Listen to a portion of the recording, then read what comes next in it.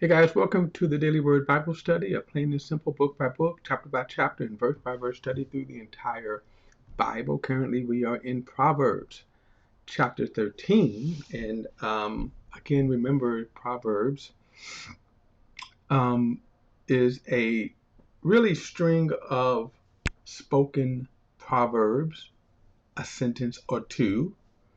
As I said before, I think that Proverbs is the only book where you can take each verse, which usually is a proverb, and isolate it by itself because the statement itself stands alone. Now, I say that because of the when you get out of the book of Proverbs, then primarily the Bible is written in narrative form,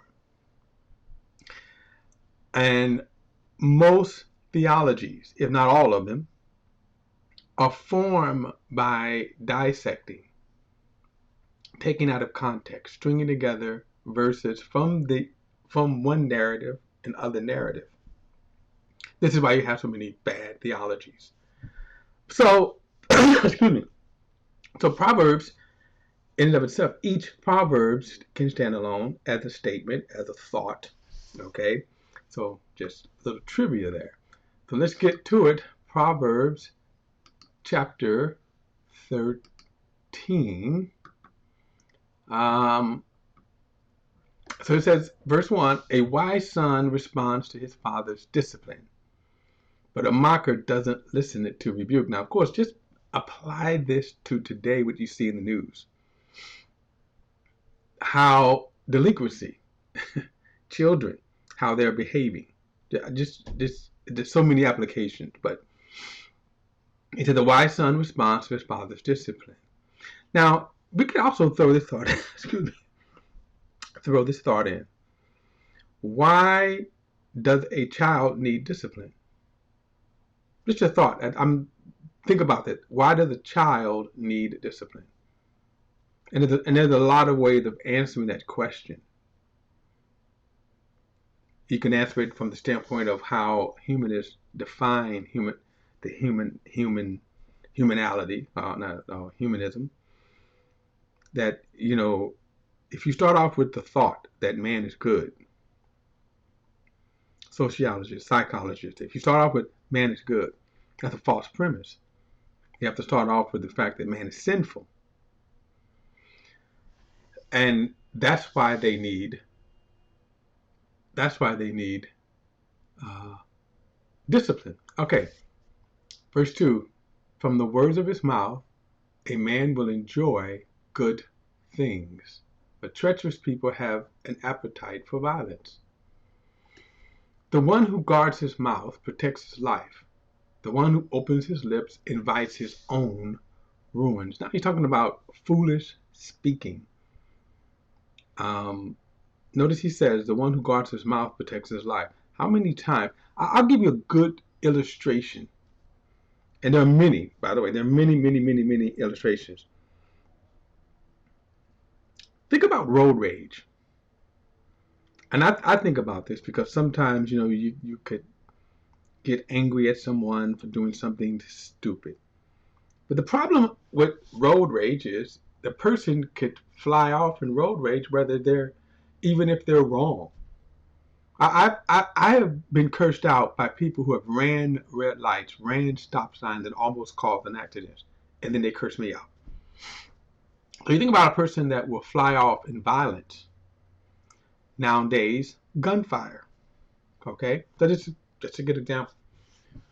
Verse 4 says, the slacker craves, yet has nothing, but the diligent is fully satisfied, meaning the poor man, the person's lazy. They always crave but have nothing. Why? Because they're not working for anything. The idea of work and labor is a part of our existence. The fact that you find, and again, I'm just going to mention this, but it's kind of interesting about the homeless crisis in America. By no means am I making an all-inclusive statement, But it is interesting when you think about when you think about sometimes with homeless, and there have been times when you could offer a homeless person a job and they don't want to take one. Just an example. The slacker craves and has nothing, but the diligent will be fully satisfied. In other words, if you work. Now, that doesn't necessarily mean that if you work, you're going to be a millionaire. For example, if you are a corporate person, you get laid off. I've actually seen this. You can have a person who is a corporate, they get laid off, and because they need work, they would apply at a fast food restaurant. Now, again, it's not satisfactory in terms of life, but they're eating, they get the whole condition of life change. Verse 5, the righteous hate lying, but the wicked act disgustingly and disgracefully.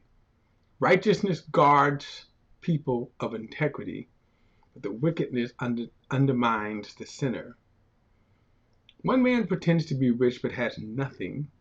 Another pretends to be poor but has great wealth. And one of the greatest illustrations I can think about this, sometimes you drive down upper middle class neighborhood and you see these 4,500, 5,000 square foot homes, and you see Fords sitting in the driveway. Yet, on the other hand, you can go down to poor neighborhoods, you can see Mercedes-Benz, Jaguars. Okay, just an example. This is just a good example. Verse 8, riches are a ransom for a man's life, but a poor man hears no threat. The light of the righteous shines brightly, but the lamp of the wicked is put out. Arrogance leads to nothing but strife, but wisdom is gained by those who take advice. The arrogant person. Verse 11, wealth obtained by fraud will dwindle, but whoever earns it through labor will multiply it. Delayed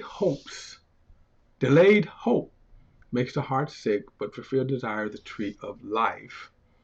Oftentimes people will go through that. Whatever the desire is, whatever the hope is, marriage, wealth, job, success in life, whatever. He says, hope delayed makes the heart sick. But when the desire is fulfilled is the tree of life. Verse 13, the one who has contempt for instruction will pay the penalty. But the one who respects a command will be rewarded. Now that's kind of almost in any kind of way you can apply this, right? Verse 14, a wise man's instruction is the fountain of life, turning people away from the snares of death. Good sense wins favor, but the way of the treacherous never changes. Every sensible person acts knowledgeably, but a fool displays his stupidity. How true is that, right? You see people acting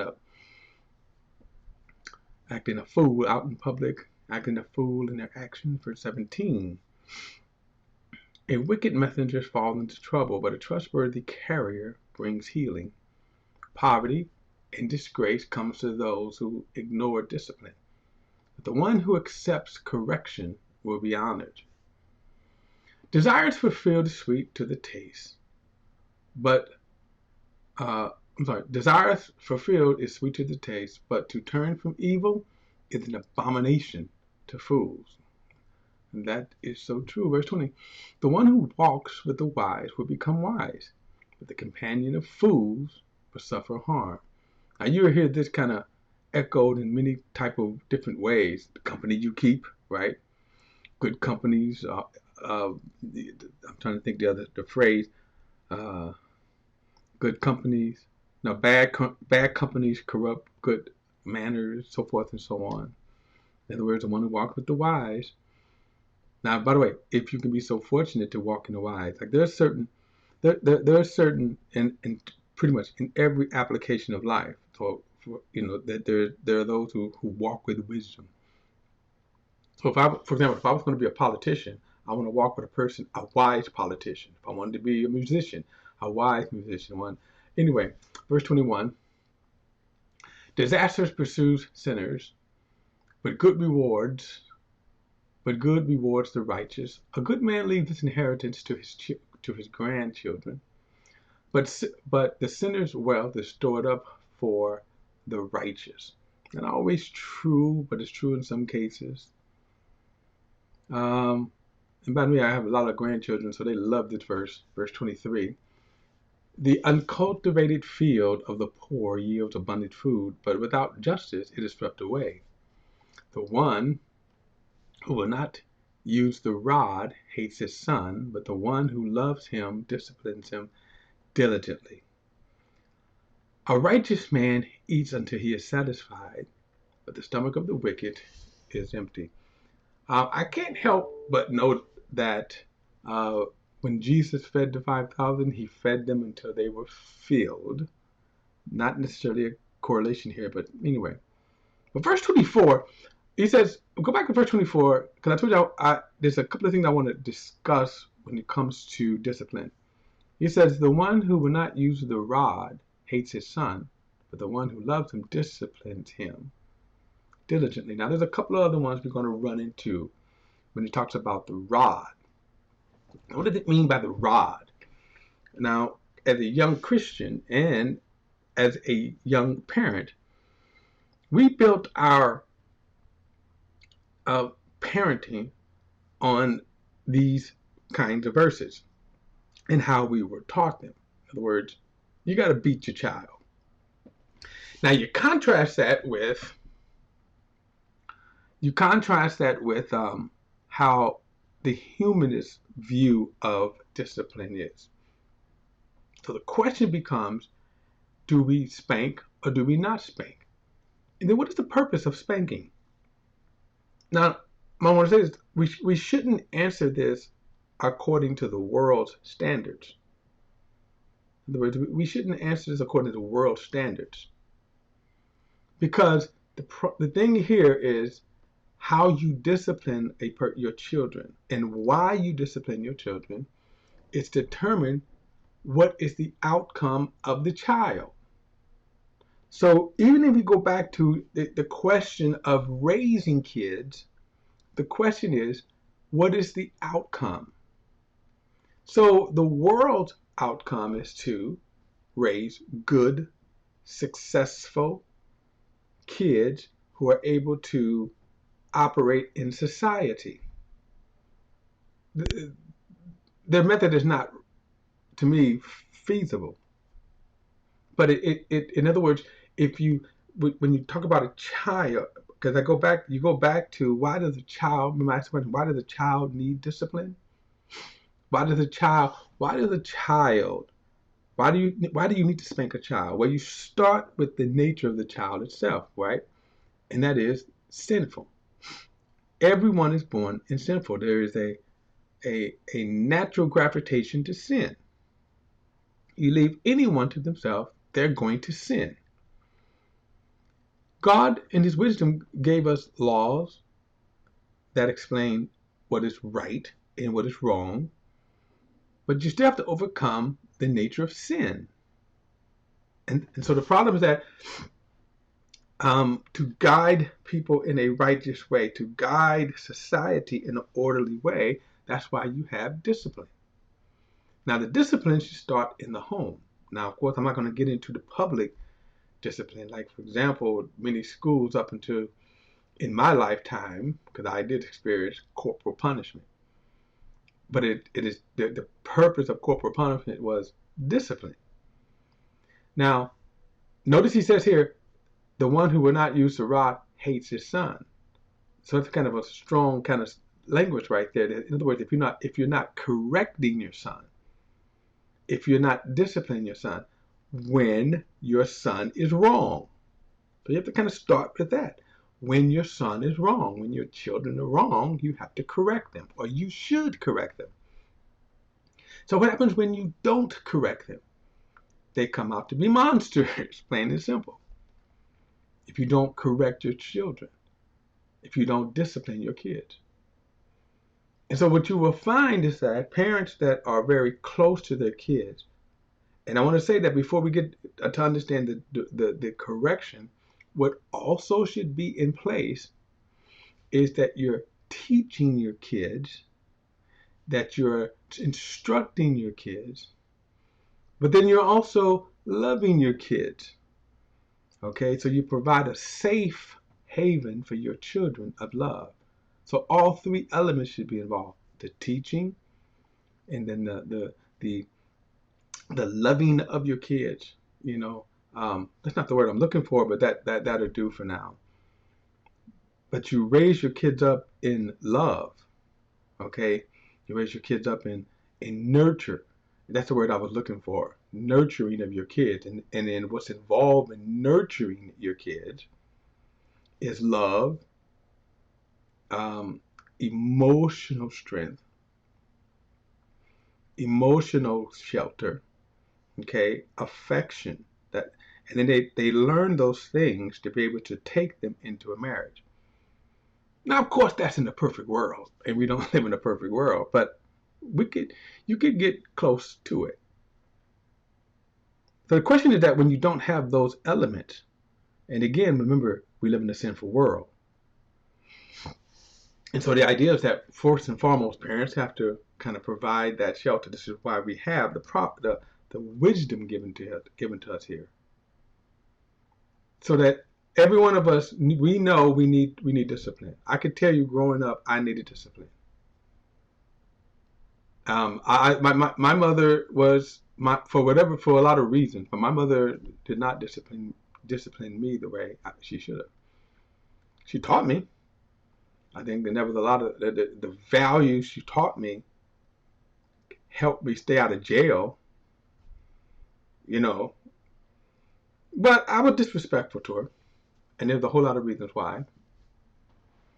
So the idea is that when he talks about the one who hates the rod represents two things: the actual discipline, but also I think correction in general. And the rod was just that. The rod was a rod. It could be a rod. If you wanted to use other things, you call it a switch. We grew up with switch. Actually, we grew up with anything parents can grab a hold of. So a switch, ironing cord, belt. My mother used Hot Wheels tracks. Okay, okay. Now, again, I know there's some psychologists that's abhorrent to them, but remember, they're not trying to turn out godly kids. So so if you're going to, you have to have some method of correction. That's what the rod represents. Now, again, the other thing is, and two, let's talk about, when we talk about spankings, because that's the rod is also specifically talking about spankings. If you're going to talk about spankings, then okay, what is the wisdom in that?